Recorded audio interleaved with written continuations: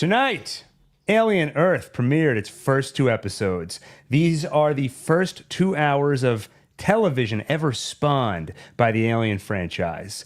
Us 3 just watched those 2 episodes for the first time, so you're about to hear our raw, unfiltered, but spoiler-filled reactions to those 2 episodes. Who is us? Well, I'm Gil, the face and voice and creator. I basically run the whole thing on OneTake. Daniel helps out from time to time. That's my brother Daniel. Say hello. Hey, what's up? I'm Daniel. And this is a collaboration, a bigger collaboration than the one debuting on August 18th between Oreo and Reese's. They finally are doing it. And so I want to introduce the Oreo to my Reese's. Tony from Hack the Movies. Hello, I'm just learning about this Oreo Reese's thing. Don't give me that information. I shouldn't be eating any of that. I shouldn't have said that. You're going to be distracted the whole stream now. Just so what'd you think of tonight's episode? It was like a bunch of Oreos in my mouth.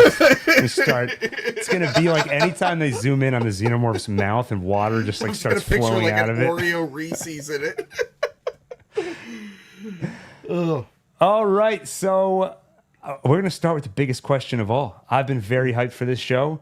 I think Daniel, about 2 hours ago, just learned this show exists. He's like, Alien, I thought that was a movie. Tony, I know you've been hyped. So yeah. I want to start with you. I feel like of all 3 of us, you are probably the most immersed in the Alien franchise. What gives you that impression? What, yeah, I know. Is there anything like on screen that will give you that impression, Gil? Not as much as was on screen about 3 hours ago when we did our camera test. And you're like, what if I only take up about 10% of the screen and the rest of it is all Alien memorabilia? Hey, if I lived in a video rental store, I would want to show it off as much as possible too.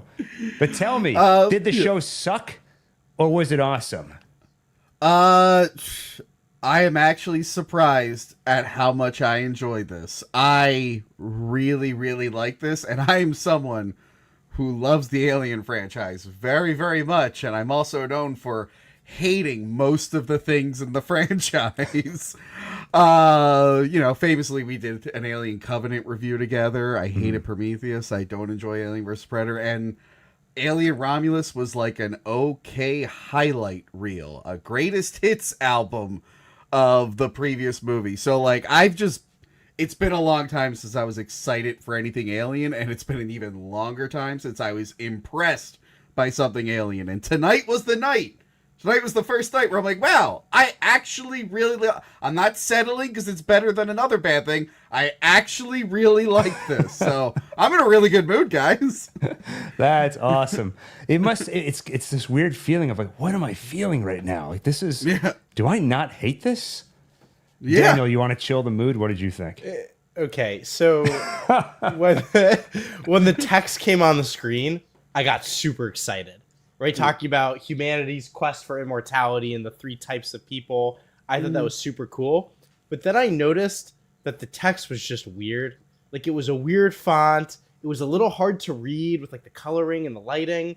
And then there was just I have your voice in my head the whole time, Gil, that I was watching it, of you criticizing my criticisms of it. But anyway, the text, I just noticed, I'm like, this font does not feel professional. Like, I had our brother Lund's voice in my head. I'm like, this is not a good font to have in a show. It's the old green font. It's just the font. It's just what I don't know. It was just a lot of it. And anyway, and like the pacing of the text appearing just didn't do it for me. And then the text. Oh my! I told you earlier today. Well, it sounds like you're in the middle of a bit. I'll let you finish. It's not a bit. You can interrupt. I'll continue. I told you earlier today. We're not recapping chronologically through the whole episode. We stick to the highlights. People will be on a high. They just finished watching. We got to go to the highlights, and you're like, but you've spent 3 minutes on the typeface. Well, I have to say, and then the way the DreamWorks logo appeared, I thought was not a reference that no one will get to a podcast we did last year, a defunct podcast from last year. Okay, so anyway, I was excited about the content of the text, but the font concerned me and the pacing. All right, and then there was just wait, I'm almost done. There was just a lot of text. There was a lot of text at the beginning. Anyway, but I was excited about the content, but literally in the very first scene, I was just like, oh no, this just isn't good. I like a lot of what happened in the show, but I felt from the beginning the acting and everything just felt like massively like on a budget to me. It just did not seem good. There are a few characters that I think were good, and I think they make everybody else look much worse. Like I just cannot stand the boy genius guy. He could be a good character. He feels like somebody doing an impersonation of somebody doing an impersonation of like a good villain. And it kind of ruined it for me. It just felt very, like, I'm excited. Like, I like the story. I'm excited to see where it goes. I like the world, but there were just a lot of things that were just cringy to me. Like, at the beginning where they're, like, doing the world building of explaining to the kid who didn't go to social studies, like, who runs the world. And I was just like, this is not remotely near a real conversation. All right, end of rant. I actually don't disagree with all of that, but I feel like that villain character so far he's one of many aspects on the show. And I agree to some extent that there's one character I find very interesting, the Wendy character. She's probably, to me, at the moment, the anchor of the show. Other characters, I didn't think it was bad acting or anything like that. I just didn't find any of them as intriguing as her. But when we were with characters I don't yet care about all that much, there was enough there that I was intrigued for other reasons. Like they're wandering around a spaceship that has creatures other than xenomorphs, and I'm excited to discover what they are. So, Tony, I'm with you on this one. I quite enjoyed this show. Though, Daniel, I think we'll probably share some criticisms. I also think you need to watch these episodes again when you aren't ill. And your brain is like at full capacity. I may have had to stand up a few times to make sure I didn't fall asleep. So it's a little unfair. You also had a stressful day from what I understand. So I think you got to watch them. Mate, why don't you sign off, go watch them again, and log back on at the end of the stream. You're going to watch it again, and you're going to be like, why did I care about the font so much? I don't care. Go ahead, Tony. I'm enjoying the acting so far. I was actually real excited in the first scene with the ship and the crew. That old British guy that they were talking to, he was Tyres from Spaced. If you ever seen Edgar Wright's Spaced, he was the bike messenger who was always on drugs and kept hearing music and would just dance randomly. I love that he showed guy. up. Yeah, he showed up, and I'm just like, is that, like, God, he's old as hell now, but I'm like, holy shit, that's Tyres. And meanwhile, I'm like, is he going to be, like, the star of the show? And I'm pretty sure he dies off screen. I'm interested in the captain of the ship, the cyborg. I want to know the difference between the cyborg and then the putting your brain in synthetic. I don't know what the difference between that is. Well, I guess a cyborg is still a biological human with some robotic parts implanted versus the hybrid. They've actually downloaded a human consciousness into a fully robotic body. And you can see the cyborg was doing stuff like he needed an oxygen mask, right? Like he still has all these biological needs. Yeah. But yeah, you were talking about the boy genius, which I kept hating that they were calling him that. I feel like every tech guy in movies the last, like, I don't know, like, 15 years has either been Elon Musk or Mark Zuckerberg. This one, they're going for Mark Zuckerberg. He's even, like, dressed like him and shit. I'm like, all right, I think we're, like, oh, like, Mark Zuckerberg doesn't even look like that anymore. I thought we were past this. Yeah, they implanted his brain into a synthetic that looks a lot more human now.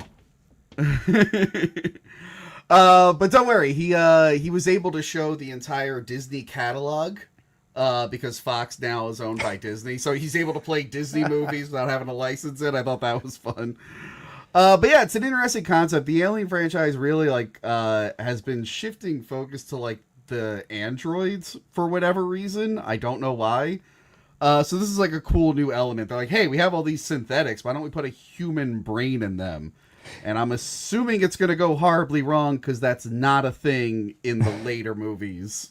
So yeah, it is funny, like the continuity of all this. Like if they're going to be rigid with the continuity, this all kind of needs to be packed up in a neat bow by the end of the series where there's a big cover up. Nobody knows about any of this. And it's all going to have to disappear. I honestly am thankful that Noah Hawley, who runs the show, has been pretty cavalier with the canon. He's like, I'm inspired by that original movie. He doesn't even know when the show takes place because they say 2120, 2 years before Alien. And then like a month ago, he's like, I think we take place around the same time as Aliens because we kind of reference stuff that happened in the first movie. And I'm like, the trailer says it happens 2 years before the first movie.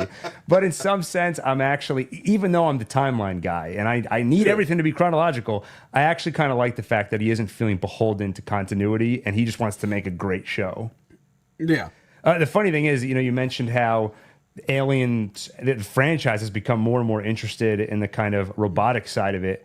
I feel like part of that is because if you want to take this seriously as science fiction and ask interesting philosophical questions, that's so much easier on the robot side of things. And especially if you want it to feel relevant to today, that's where you get to play with questions like AI, what makes us human. And actually, I was finding myself, especially in the first episode, much more invested in that storyline because I do find it more interesting. Plus, you have the Wendy character. And one thing I heard Holly talk about is if you're going to do horror, you want to create sort of drama, especially in a TV series. You can't just do nonstop horror. The pacing wouldn't work. So you want to create drama, characters, and then when the horror comes, it can land with a lot more impact. But here, I was almost worried that when the Xenomorph shows up, it's going to interrupt the storyline that I'm getting pretty invested in. By the way, thank God it shows up pretty quick. I was wondering, I'm like, is this going to be one of those like 5 episodes in, we'll finally get a chest burster, and then 10 episodes after that, we'll get an alien. I'm like, oh, no, there it is. It's just there in its full glory. I actually think it looked a little bit better than the Romulus alien. It's clearly like a guy in a suit. Romulus had that animatronic, and I liked that it was an animatronic, but it was really stiff for me. This alien's like fluid, and it moves really, really well. It's a little too dry sometimes. It does look like a guy in a suit at some point. But I was glad that we just saw it right away. It's like, look, the alien exists. You'll see him again. Now let's get to the story. I'm like, good. I'm on board with this. There was one time where the Xenomorph like jumps from the balcony like towards him, like at that fancy party, and it really just feels like a guy in a suit like jumping over.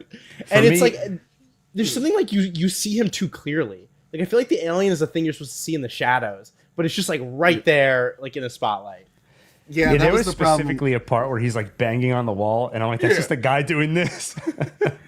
I mean, that is a problem. If you want, like, you want to see it if it's like an action scene. You don't want to see it if it's a horror scene. So it's kind of like you have to pick and choose the lighting. The problem with the first Alien vs. Predator is that they lit it too brightly, so it did just look like guys in rubber suits, and then they overcompensated in the next film, and you can't see a goddamn thing in it. But no, I think it was fine. I mean, I've seen the Alien look worse. This is one of the better. When it's running, it looks great. Unlike Alien 3's Rod Puppet, I thought it looked great. Yeah, I think it's not bad. I was especially disappointed in it just because I was like binging Noah Hawley interviews today. Yeah. And one thing he talked about is how the Xenomorph is going to be faithful to the old designs, but I made some changes because I really don't want it to just look human, like a guy in a suit. I made it more like insect-like. So that's what I was watching out for. And so if you're hyper-fixated on, does it look like a guy in a suit? The answer is inevitably, yes, it does. If I didn't have that in mind, though, I think it probably just would have gone right by me, and I would have said, yeah, it looks like the Xenomorph. It looks good. Gil, I was disappointed. The tendrils on the back are too small. That was a design flaw, and I think they need to redo the show. I will be very, very upset. No, I'm kidding. That's why we have you here. Didn't you complain something about Godzilla where you're like, where he didn't have those on his back in the last movie? Something like that. Yeah, something like yeah. Between movies, same thing with Godzilla. It's too dark. I can hardly see a thing. No, he came out recently. Sorry, not a side tangent. He was interviewed recently, and he's like, I'm really sorry for that first Blu-ray. That wasn't what it looked like when I approved it. It's not supposed to look like that. But yeah, back to Alien. Yeah. So Gil, go ahead, yeah. I agree with you, though, of like, I think unsurprisingly, I'm much more excited about the synth storyline and what happens to these kids when you put them in these, robot bodies. And I was really disappointed that the second episode still ended in the crash site. I'm just like, so we're still like 2 episodes now. We're just exploring this crash site. Like, is this going to be like it just feels like to me, it's the boring, like we're running around. There's aliens around. We're trying to figure out what's happening. Like, I don't feel there's that much interesting stuff to explore there. Like, I feel like I was more excited to do some of the world building stuff and explore like these kids. Yeah, like what's happening to them. Yeah, I think in the first episode, I was wondering, how are we going to combine these 2 stories? And it's obvious from the start, logistically, how they're going to combine, because we find out Wendy has a brother, Joe, who is a medic. So he's going to be with the team that's investigating the crash site, and she wants to go save him. So that's how they're going to combine. But thematically, it's not totally clear right away how exploring xenomorphs is going to interact with exploring the nature of being human and putting your brain in a robot body. I think you get a little bit of an idea at the end of episode 1 when it felt a little apropos of nothing. It just cuts to Timothy Oliphant and he's like, "You used to be food, you know." Like, what? Yeah, I came out of nowhere. What did you just say? We were just sitting here, and what prompted this all of a sudden? And he's like, your lives were short, filled with fear. Then you built impossible machines. You went to space. You stopped being food, or at least you told yourself that. But there's always a bigger animal. It's going to eat you alive. So, they're setting up this thing of there are other creatures out there, like the Xenomorph, the perfect killer. And maybe to survive them, we have to become more than human, the way Wendy did and moved into a robot body. So you can start to see this almost arms race to become a more powerful creature. At what point do we lose our humanity? And then at that point, well, was it worth surviving if we essentially went extinct as a species and transcended our humanity? I'm glad you brought that up because, the Prometheus and Covenant outright said this, but the whole, or the mystery of the alien was, was it created by something? Because it is biomechanical. So are us putting our brains in the androids, is this going to lead to a future where we create something like the alien? Is the alien like a warning, hey, don't do this. It goes horribly wrong. But it is kind of tying into Romulus a little bit. We now know that people are trying, because Romulus was all about, let's use the alien to make ourselves immortal, whereas before it was always supposed to be a weapon. And this is continuing that trend where it's we're looking for ways to become immortal by finding alien species and seeing how we can make humans better. Maybe the synthetic, putting our brains in synthetics doesn't work out, so this is plan B, is mixing with aliens or something.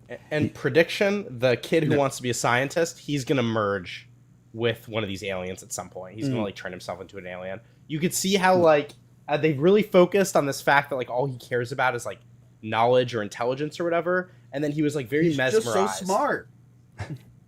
And so he's definitely, you could easily see a scenario where he can sympathize with, his name is actually Boy something, I forget. Oh, Boy Cavalier, the head of Prodigy. Yeah. And it's interesting. So it seems like ostensibly Prodigy is trying to achieve immortality, find a way for humans to survive beyond a normal biological lifespan. But in episode 2, we learn more about Boy Cavalier's true motivation, which, Daniel, you were saying he kind of is cartoony. I feel like there's anime inspiration there. The way the villain walks in, eating an apple, it reminds me of L from Death Note, where he's got to have these little quirks. Yeah, it's laying on his back and holding the iPad with his feet. That was grosser than any alien thing that happened. I was Yeah, I was some of this eye stuff is going to freak Tony out. And I was no, this foot stuff is what's going to do him in. I will say, okay, I think the show, I was hoping the show would be above this. So when I first heard the premise that it's 4 corporations that control the Earth, and now it's an arms race to see who's going to control the universe, because which of these 3 forms of robotics is going to win out. I am all for Rage Against the Machine. Rich people suck. But it does feel like a childish view of the world where every rich person we meet is a cartoonish idiot. The party scene, I hated that scene. I loved aspects of that scene. But it's of course, the rich people are what is this racket? Oh, there's a spaceship that crashed into the building. Shut up. But going back to Boy, okay, he's a bit cartoonish. Hopefully they can flesh him out more. But I at least found his motivation pretty interesting, where he's I'm the smartest man alive. I want someone smarter than me. And that's why he's trying to create robotics that can get beyond him. Okay, go ahead, Daniel. The issue is that we don't see that intelligence in any way. I get he invented this cool technology. It's really cool. Looking at him, it's shocking he was able to accomplish any of these things. Because, okay, this ship crashes and he wants the stuff in it. Let me not do anything that, actually helps secure this scene. Let me just make it chaos. Let's send in the kids. He doesn't... we don't see him do anything remotely intelligent. And by the way, his dialogue, the way he talks isn't even very smart. Yeah. He sounds like an idiot. So, yeah, it's funny because when they were bumbling around in the ship, and they're like getting way too close to aliens.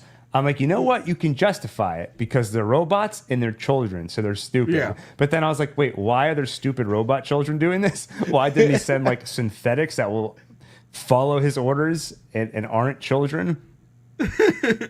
One thing I like about the whole company stuff, we've always seen Wayland Yutani, and like all the previous prequels were very Wayland focused. This is the first time we're actually getting like the Yutani side of things. Oh, really? Alien Yeah, vs. the only Predator time- 2, right? Alien vs. Predator Requiem with that lady at the end, that's like the only hint we ever got. But yeah, so now we see like there is a new Miss Yutani. I assume it's not the one from that other movie. So yeah, we never really got to see that side of the company before. I mean, it was always just this random company, but when they did start doing prequel stuff, very Wayland focused. So I'm excited to see what the Yutani side of that is. How do they fit into the company? And also, if the companies are taking over, they left one big company out, Gil. I'm surprised you don't know this. They left out Walmart. And according to the deleted scene in Alien Resurrection, Walmart bought out Wayland Yutani and is responsible for them going away. So at some point, That's Walmart's right, going to yeah. come in, and it's going to win all these company I got to wars. add that to my timeline. Actually, you do remind me of something else. Yeah. I think I would call this a nitpick, but sci-fi often does this when it projects 100 years into the future. Yeah. But for some reason, all pop cultural references are to things that we know about today. And I'm like, okay, Yeah. in the 100 years since, they haven't made 15 more Ice Age movies. You're still watching Continental Drift from 2012. No, Yeah. the Peter Pan stuff, I'm like, that is a universal story that stand the test of time. Actually, didn't stand the test of time. It got that great updated new version. What was that called? Pan or Wendy or whatever? Peter and Wendy or whatever? Yeah, Peter and Wendy. Far superior. They should have been watching that, actually. That is not a nitpick. That's... With starring Mila Jovovich's daughter, whose father directed Alien vs. Predator, it all comes back. It all comes back to that. Wow. And I don't know if you noticed this, Tony, but Wendy kind of looks like Amelia, and that movie was directed by the guy... who Emily. made, Emily. I think it's Emily. I should've let texted say you that. Yeah. Yeah, the main girl's horrible hair. By the way, some of the worst hair I've ever seen in a show. They gave everyone the most obnoxious haircuts, so by the time the French aristocrats showed up in powder wigs, you're like, it's actually not that far off from everyone else's haircut. But yeah, she looks exactly like Amelie, who was directed by Jean-Pierre Jeunet, who did Alien Resurrection. I'm like, is that like a weird reference to him? I don't even think he cares about that movie. He makes fun of it all the time. Well, let's... one question I have. Okay, the episode 2 ended with Joe getting snatched by a xenomorph, and for the second time, Wendy doing something badass and like, man, cool music kicks in. Yeah. End of the first episode was her spitting in Timothy Olyphant's face. I'm going to save my brother. I am the food. Screw your stupid food chain theory. And then the end of the second episode, it's her jumping after her brother, which I think is tying into a theme they set up in the second episode with the whole Mr. October thing, where it's like, Shona, you know sports more than I do. Explain this to me. Well, it's funny. So I've met Reggie Jackson. My dad used to go to baseball card collecting conventions and would drag all of us. So I got to see Reggie Jackson. My little sister at the time was playing with his daughter. Yeah, he was Mr. October. He was in like a very famous World Series. So I'm not a big baseball guy, but I was very excited to see Reggie Jackson at that convention because he was also in The Naked Gun, which I will be talking about tomorrow. That's right, I'm talking about Reggie Jackson back to back 2 nights in a row. No plugs. Save plugs for the end. But yeah, no, he is a very famous baseball player, and I had to text not my brother-in-law, Prison Mike. There is a Philadelphia Phillies jacket in there, and I'm like, hey, buddy, the Phillies exist in the Alien universe. It's, again, nothing significant has happened in baseball since 1977 in this world. Like another 100 years have gone by. You're right. They have to do the Star Trek thing where they reference 2 historical things and then they throw in a dumb, goofy name. Like, what is it?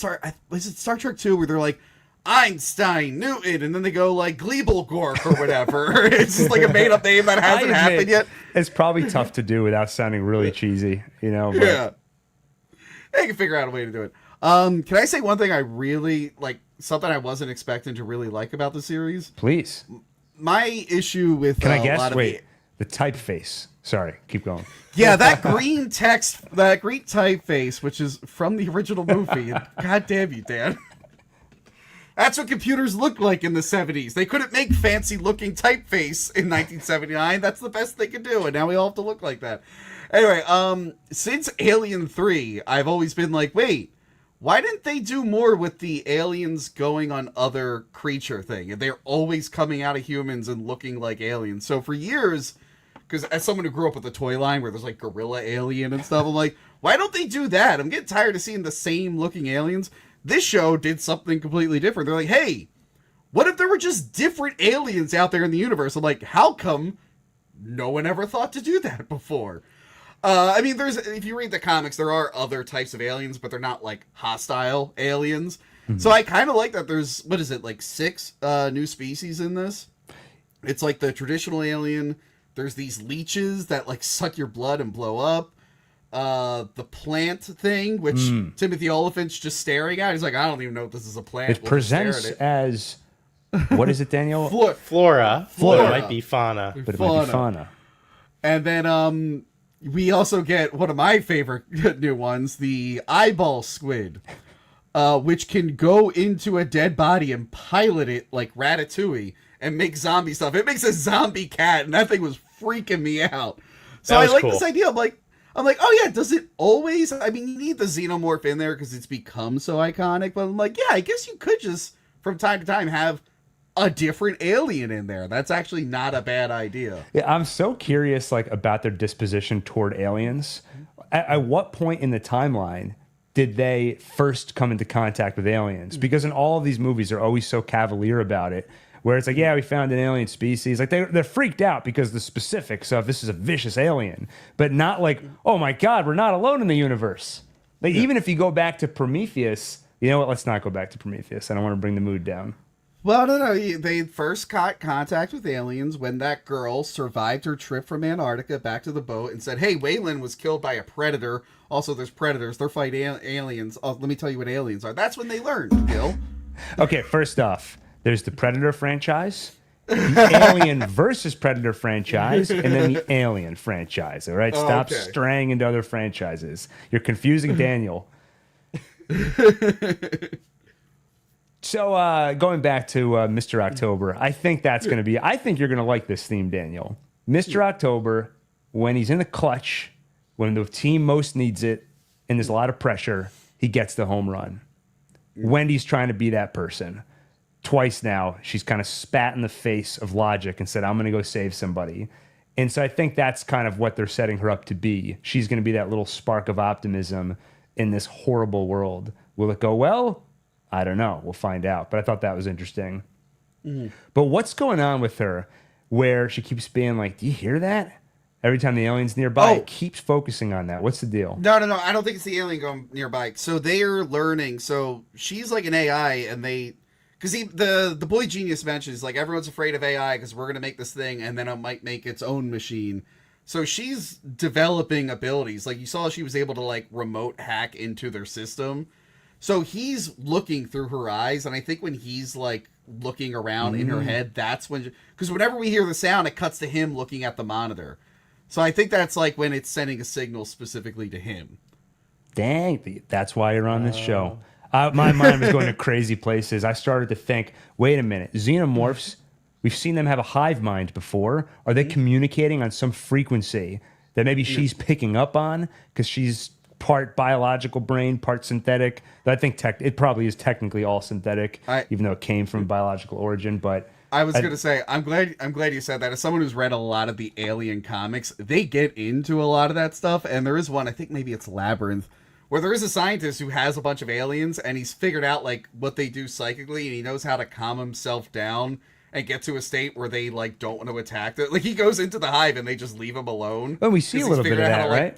Yeah. Because the cyborg says how they can sense when you're afraid. Yeah. And then he sort of just stands there. The Xenomorph like inspects him and then just takes out all the guys behind him. I have to say though, he looked very afraid in that moment. But he probably has a cyborg thing where he could like shut that down. I also think they need organic matter to reproduce, and I think that's why they don't really mess with synthetics or cyborgs. It might be turned off by that. So maybe that's why it left them alone. It's just like, I can't really do. You know, I think you're probably right about that. But you just reminded me, why didn't the Xenomorph kill Joe? Because it clearly could have, with how quickly it takes people out. But when it goes after Joe, it'll pick him up, toss him around the room, and then the episode ends with him tackling him off a cliff. Is it just because he needs an... Well, that was my concern, is that it felt very plot armory, especially when that scene we were just talking about where he inspects the cyborg, then kills all the guys behind him. He does that in a split second. Oh! No, I think I got it. So remember, the aliens don't really want to kill too many people. They want to cocoon them to make more aliens. I think it figured he probably wasn't big enough of a threat, so it could cocoon him. Everyone else, those guys dressed up as like Englishmen were a threat. That's your mind went to the same place as me. He wants an incubator basically, but why Joe? Is it just convenience, or is there something more to that? That's the kind of thing we might catch on a rewatch. Joe was in the nest, so maybe he thought it was easier there. I know it took out the guards because they all have guns, so that makes sense. But yeah, you're right. The party, that was just fucking cool. I just liked him taking out the party. That was awesome. Well, that's where I went from like, this is kind of dumb to like, this is pretty awesome. And it got very gory. And you see the guy crawling just the upper half of his body. He's like, so much noise, so much noise. And then it cuts to what it looks like a painting from the 1800s with like a dinner party, except they're all torn apart by a Xenomorph. It was, that was a cool, in the end, it was a cool scene. Can I say there were 2 moments in the show where I audibly went, ah! One of my favorite things in the original Alien. The typeface. Sorry, keep going. So yeah, the typeface. I went, who did that? No. So like some of the early Alien movies, the thing I like is when the alien blends in with everything and you don't know it's How there. many times? I think they did it twice that I noticed. Yeah. And they did it twice that I noticed, and both times it got me. The one time, like, it's behind them, and you have no idea. Then it, like, peeks down. It's like, hey, what's going on? And then when it's on top of the statue, I was like, hey, that statue looked different. And then it moved. I went, oh, God! They're like, wow, it's been a long time since an alien thing got me to feel that way. That's awesome. One random thing that comes to mind, something I've been thinking about, is when a filmmaker just makes interesting choices, like with where they point the camera. And there were some cool, because you don't normally see it on TV. A lot of times with TV, there's like set angles. They have sets, and it's all about efficiency of getting through the episode. Yeah. But there was some really cool stuff. Like the first time you see all the kids getting their brains downloaded into the new bodies, there weren't any perceivable cuts. It kept kind of swooping down and then back up. You see another kid. Back down, back up, and you see another kid. And it just gives you this like surreal feeling, and it's a little disorienting. And I imagine that's what it feels like for them. So it's not just like a random cool choice. It's also something that's matching up to what the characters are feeling. And similarly, they kept doing this very nostalgic thing where it would like fade a memory over the character. I basically saw it happen to you, Tony, when you were talking about those baseball card things you used to go to. I saw your dad fading in over you in Dissolve.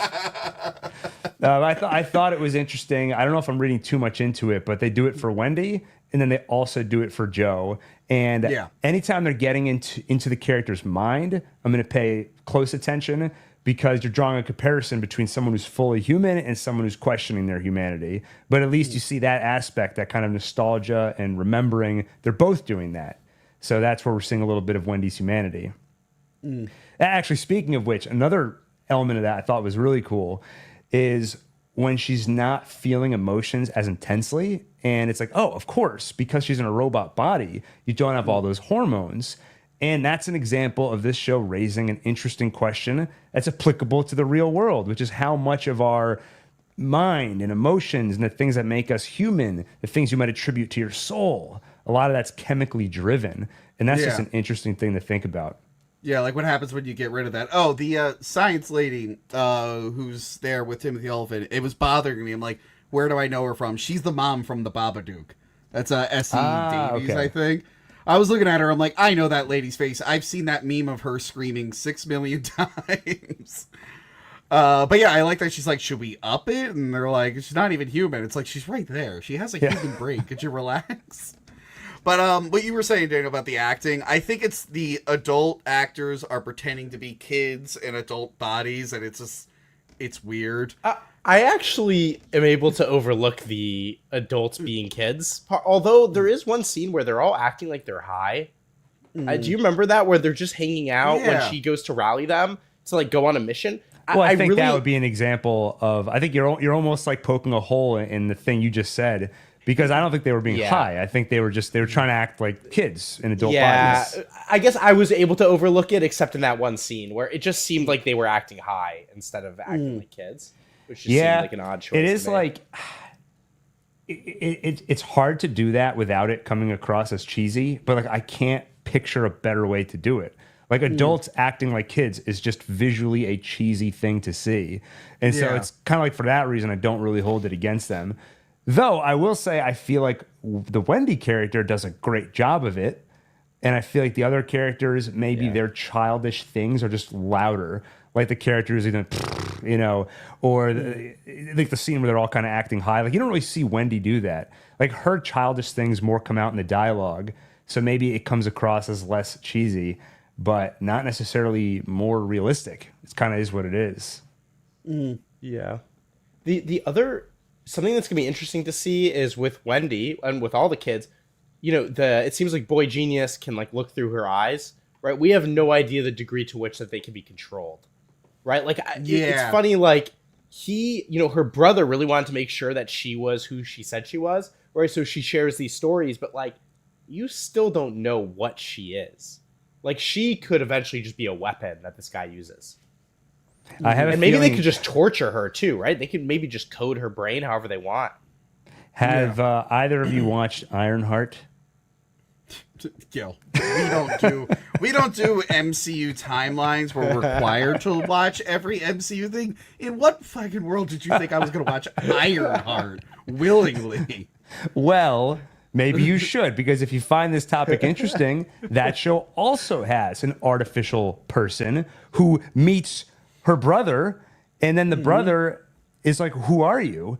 and doesn't really know how to accept their sister who's been resurrected as an AI. The show didn't really explore that very much, but I'm excited that I feel like Alien Earth is going to pick up where Ironheart left off and explore it in the way I want. It was explored perfectly in the most expensive Netflix movie ever made, The Electric State, where Millie Bobby Brown's brother was brought back as a robot mascot or whatever. I literally can't remember anything else that happened in that movie. Why was it so expensive? It was so bad and forgettable. So I guess it's just the thing we're doing now. We're bringing back siblings as robot AI. That's what we're doing. All right, speaking of siblings. This movie was $320 million? Yes. I didn't even hear about it. It has Chris Pratt. That's one of the... Yeah, and the director's Giancarlo Esposito. Jason Alexander. Well, yeah. You sound like you're Woody making Harrelson? it up, but it's true. Brian Cox? I think the Russo brothers made like Jenny... the highest... Jenny Slate, I think. Yeah, I think the Russo brothers made all the money in the world with Avengers, and Netflix was like, you can just do whatever. It doesn't even matter if people watch it. Just do whatever you want. And now they're coming back to save the MCU. Oh, yeah. Ironheart walked so Alien Earth can run, and we're seeing it. Shut up. I do want to ask, so I'm not familiar with Noah Hawley. Is that his name? I believe it's Hawley, but I don't know 100%. Hawley, sure. I know he did do Legion, and he did do Fargo. The Fargo, which I didn't watch either of those. What should I expect? Is he gonna do is he gonna stick the landing?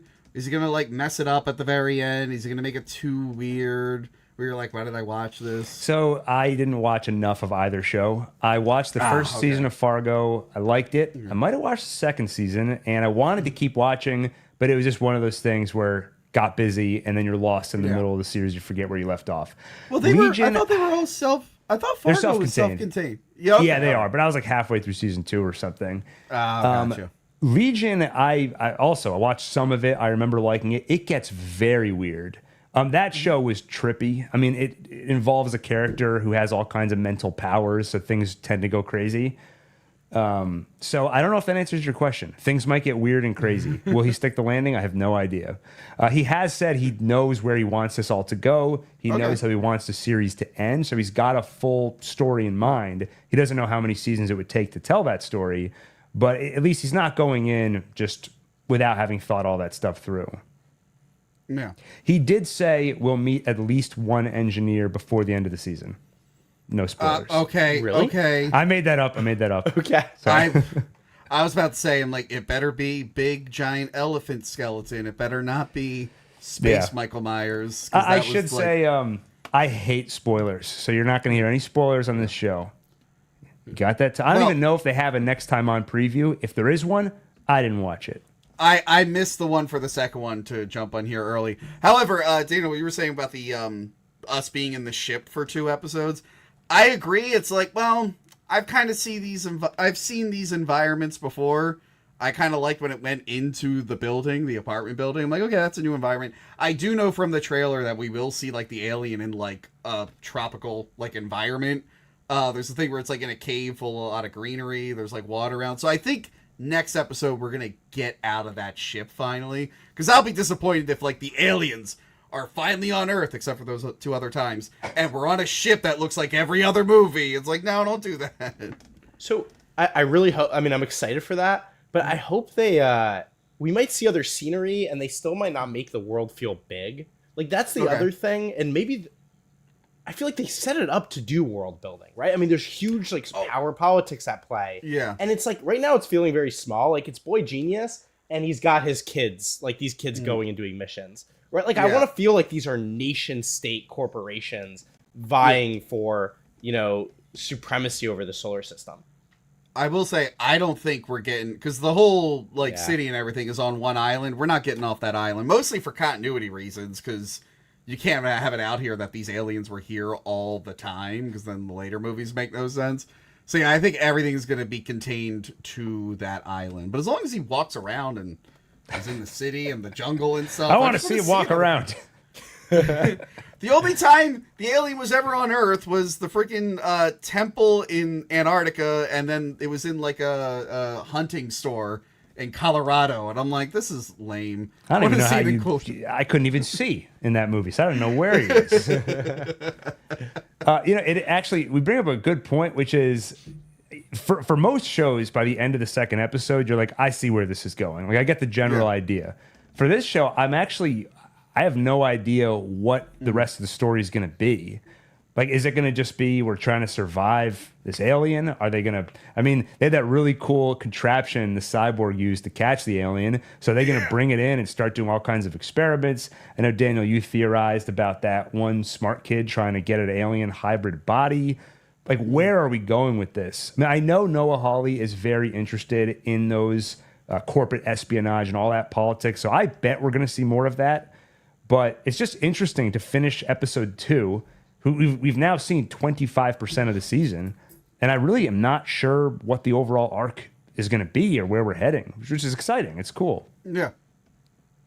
I do want to see them get a little weird. Like, getting back to the comics, there is one comic where apparently the royal jelly in the queen's egg sac has hallucinogenic properties, and people take it like a drug, but it also makes them kind of psychic and connected with the alien and drives them all insane. I want to see stuff like that hasn't really been explored outside of the comics, because they get wild, some of those books. I mean, Noah Hawley definitely has it in him, like based on what I remember seeing from Legion. He could do that kind of stuff. I will say, if he does it, I doubt it'll be because he read it in one of the comics. Based on all the interviews, this might be painting unfairly, but I sense a tad bit of elitism where he's like, the first 2 are great. I have no interest in the rest of the franchise. Don't talk to me about continuity. Maybe that's unfair, but I don't know if that specific thing will happen. But Hawley definitely has it in him to go in that sort of direction. Yeah. But I'm pretty sure everyone really, really likes the show, and there's no assholes maybe named Adam who are in the comment section complaining about it. And if he was, I wouldn't know, because I don't read things that aren't super chats, Gil. So well, yeah, I'm pretty sure everyone's on board. In space, no one can hear you whine unless it's a super chat. that will puncture the space-time continuum, and we'll hear it all the way down here on Earth. But yeah, I'm excited to see where it goes. Romulus was way too safe for me. That was the Force Awakens of alien movies for me. So, but I also don't want to get stupid like Prometheus and Covenant. I'm like, no, give me what I like and play around with that a little bit. Don't go too far off the deep end. Where now I like Prometheus. Well, it's just when the movie typeface starts, was the great. font was just when they had holograms and stuff, and I'm like, that can't exist. No, Dan, when they had the space jockey, which is what I will call it, head, and they went, it's a helmet, and then they showed a bald guy. That was my midi-chlorian moment, where I'm like, oh, you've ruined everything I loved about this series and destroyed the mystery of it. I'm like, oh, that thing in the chair was just a big bald guy? I'm like, that's like saying the Force is just bacteria. You've killed it for me. You know, it's so funny because I went on, I did a retrospective where I reviewed every Alien movie. Mm-hmm. And for the Prometheus review, I am not a fan of that movie. There were things I liked about it, but I don't criticize it for that element, because the way I look at it is we had that mystery for 40 years of what's in the space jockey. Or we didn't think there was anything in there, but what is the space jockey? And I'm just like, in my mind, the Xenomorph at this point has been so overexposed in so many sequels, AVP movies, pop culture. So at this point, there isn't an enigma that you can remove. The enigma is already gone. So I figure, you know what? Take this concept, this unknown fear we no longer have, and sacrifice it for a new story. Now, unfortunately, that new story wasn't good, and that's why I criticize it. And then someone in the comments is like, you're just like everybody else. You say it ruins the mystery. There was no mystery. And I'm like, that's the opposite of what I said. In space, no one can hear hypocrisy. That guy is silent now. But I did like an Alien Covenant. Again, bad movie, but I like the space Frankenstein concept, all the weird stuff. So I want to see more of that weird stuff in this show. That would be awesome. Yeah. Daniel, you felt like we weren't paying enough attention to you? It's getting late. I can't have all this blue light in my eyes. Oh, I thought you were about to like enter the Matrix or something there. If he takes those glasses off, lasers are going to shoot out of his eyes. And also, you weren't paying enough attention to me. Oh, I'm sorry. Would you like to reference something from the Alien comics? We'll all wait and listen. I read a few of the comics. Remember, Gil, that video we made? You watched the video I made about a few of the comics. No, I read the comics that you made those videos about. I made the thumbnails for those YouTube videos. That's true. You know how much time I spent staring at the engineer's face? Yeah, trying to find good images of the engineers. Oh, right. I'm hearing some. I'm like Wendy. I'm like, what is that sound? I hear something. It's a super chat. Oh, well, let me hold on. Actually, unlike Hack the Movies, I'm going to screen super chats. So before I pull it on the screen, Tony, is this appropriate? What do you think? Yeah, my former friend Vito, he tried to start a review show recently, and only one person's mic was on, and they were boring, and it didn't get a single positive comment. So now he's going into all his former friends' streams and trying to say it's bad, and I guess this is a fan of his, or someone who wants us to get back together. He says, why can't we all be friends with Vito? Sorry that the only super chat we got was an inside joke. I liked the starting. You know, where it's like different shots of the show, and then like the alien logo slowly appears. All right, well, I feel like we've said a lot. I feel like we're starting to wind down. I'm running out of things to talk about, but I want to mention one more thing. I felt like when they started the first episode, they did such a good job of recapturing the aesthetic of the original Alien movies. Almost too good a job, because then when they stray to a different tone, I'm like, sometimes the show feels like it's right out of Alien, and then other times it feels like something different. And like you'll have that the horns like from the soundtrack will show up, and I'm like, this sounds like Alien. Yeah, it might have even been pulled from the soundtrack. I haven't decided yet if I like the balance. Like, is it adding up to this weird new flavor, or is it this odd thing where sometimes it's Alien, sometimes it's this other aesthetic that doesn't really match up? I haven't decided yet. That's the kind of thing that's hard to judge, you know, when you just watch the episode, 2 hours ago. I did like that the opening. It's just like, well, this just feels like the beginning of Alien, and then during the credits, it's like, here's all this shit. It came out of a guy. They shot it a bunch of times. Everyone's dead, and then it just skips to the end of what would have been just a regular Alien movie. They're like, yeah, and everything goes really, really bad. You know what's gonna happen. Let's just get to Earth. Let's get. Yeah, to Earth. I did find that funny. It's like as they're, I think, going into cryosleep, it just starts cutting in these quick images of a battle that's ahead of them, and they're kind of like, look, we're not even pretending. They're all going to die. That's not the thing you're supposed to be worried about. You should be worried about what happens when this stuff crashes to Earth. These guys don't get too attached. Yeah. I really, really appreciated that. Yeah, I'm just not really sure where it's going to go, but I'm interested to see. Do you think they're going to work in more stuff from the current films? Do you think the android's eyes are going to go back? We'll see a logo at some point. You think they're going to set up for a Predator? You think we're going to get any Predator stuff in this? Oh my God. I remember when the trailer came out, there's like 1 second where you hear a click noise, and everyone's like, that's a Predator noise. And I'm like, it's not a Predator noise. If you read one interview with Noah Hawley, he like barely wants to take anything from the Alien franchise. Yeah. Why is he going to reach into the Predator franchise?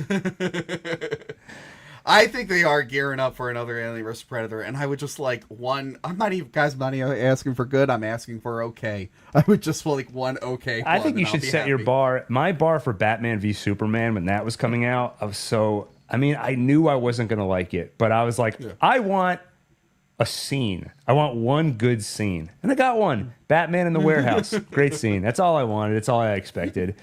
But we've talked about this. I think we've got a couple of good filmmakers in the Alien and Predator world right now. Dan Trachtenberg and Fede Alvarez. Yeah. I think if they do an Alien versus Predator, it'll at least be, it's going to have a good scene or two, I think. Yeah. Maybe 2 good scenes. Yeah.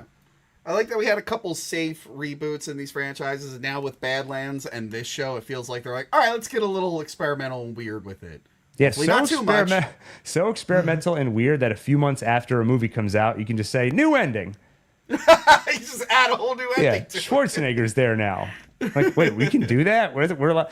If I'm unhappy with any of this stream, check back tomorrow. I'm going to be inserting some little changes, cut out all that typeface talk, all the references back to it. Just remove me. We did we can wrap up after this, but in the early days of OneTake, Alun and I shot a podcast where the two of us were discussing Once Upon a Time in Hollywood, and he was unhappy with his performance, so he's like, I think it'll work if we just cut me out. And then so it's me doing this review, but every once in a while I just stop and like cut to another sentence and clearly respond to someone who isn't there. I'm like, this clearly doesn't work. I once did a commentary track with Mint, and I totally forgot to record on my end. It was before StreamYard records both people. Totally forgot to record on my end, but she recorded on her end, and I almost was like, you should just release the track on your Patreon, so it's just you saying random things and responding to questions and stuff. See, I'm proud to say I deemed what we recorded unreleasable, and I reshot it. But over she at also movies, did. Whatever it is, let it fly. Just throw it out there. Luckily, she was smart enough to be like, no, that's a terrible idea. I'm not doing that. Okay, guys. Is there anything we didn't mention that you wanted to bring up from either episode or just how you're feeling about the series overall? No, I think I covered everything I wanted to say. It's going to be hard. I'll probably rewatch it again before the next episode, and maybe next time we come back, I'll think of some other stuff. But no, I think I covered everything I wanted to say. I'm excited to see where it goes, and you gave me a positive spin that I'm going to use next time. Next time I see the Boy Genius, I'm going to think of him as an anime character. And I actually think that will make him more tolerable. And in fact, maybe I'll even then enjoy his performance. Mm-hmm. All right. That's great. Sorry. Real quick. We have eggs. Is there a queen? Do you think we're getting a queen? Or do they just pick up some eggs? That's what I want to know. Yeah. Okay. We are long overdue for a big queen action scene. It's been a long time. I don't even know. I was like, let me think. I don't even know what I'm going to think about. Like, what am I going to look at in the show to indicate like whether or not a queen is going to show up? Maybe. That would be cool. I mean, Noah Hawley thinks this movie takes place like concurrent to Aliens. So maybe. Okay. With that, this has been fun. Logistically, So we're going to do these live streams every week right after the episodes air.